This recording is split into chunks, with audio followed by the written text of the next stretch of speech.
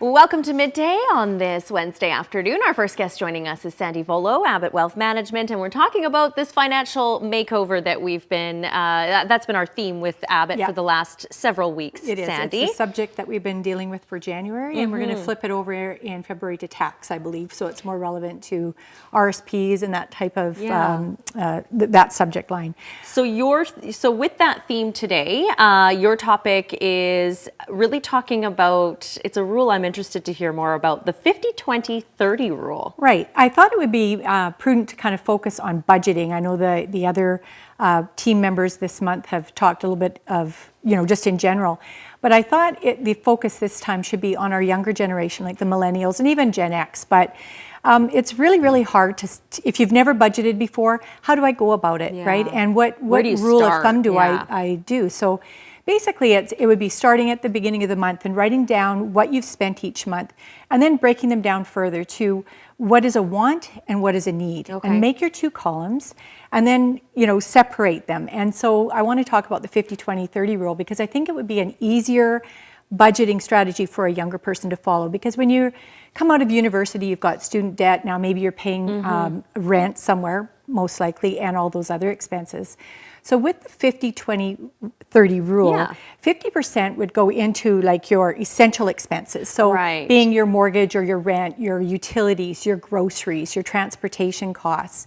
And then your financial would be about 20%. Now that's going to be debt repayment and hopefully savings. Okay. And then the last bucket, or the 30%, would be lifestyle choices. So that's going out for dinner, maybe daycare, like if you're going out at night, those babysitting costs. I always say daycare because we were talking about daycare, Tanya. Yeah. That would be more of an essential expense to me. I mean, I always made sure that my babysitter was the first person that got paid. Yeah. Right? I mean, if you don't have a babysitter for you while you're working, you're not going to be working and earning an income. Absolutely. So those essential, or the lifestyle choice, or the last 30% category, it is flexible. And so you want to break them down into those buckets. And you could even set up separate accounts for those. So have your essential expenses come out like your household out of one account.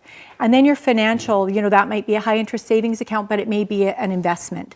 Set up your emergency fund under that category first. So if your goal is, I want to have $1,000 so that I can fall back on a car repair or some unexpected expense, an airline ticket somewhere to visit some family member that might need some help. But so break it down. Your lifestyle choices are ones that are wants usually, not needs. Yes, of course. So if you find at the end of the month that you've spent 40% on your lifestyle choice, you need to figure out, what can I do without? And there is always something you can do without. I mean, like you say, you might not want to, but maybe don't go out for dinner 3 times a week or whatever it might be. Yeah, I know I had a family member, and her husband tallied up what they'd spent at Starbucks in a month. Oh my gosh. It was $250. So they thought, well, we could make coffee at home, and then that extra is either going to meet then my target of that 30%, or I've got extra now, I can flip that into my 20% bucket and save more or pay down my debt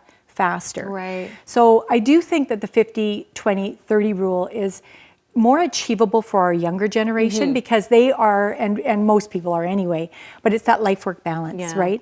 There's no point in saving and scrimping and doing all these, fancy things that you think you're going to do if you don't enjoy life at all. No, of course. Like there's the David Ramsey's, he's got the 7 baby steps. And it seems to me if you look at that budget, it's all about debt repayment and how to get to point B without looking at what's going to make you happy and what's going to fulfill you in life. So it's, set it up, track it, and there's tons of apps out there. Mint is one of the more popular ones that you can download on your phone. It's free, and it will track your expenses, and you can go in and adjust them. That's so great. Yeah. So if you can stick to that 50-20-30, and like I say, do your wants and your needs. Make sure. One friend of mine, 30 years ago, she said, "Oh, we save our money in envelopes." So they had an envelope for Yep. So they had their living expenses, their financial part, and then they had their entertainment in another envelope. And that's what they could spend. And they were really successful.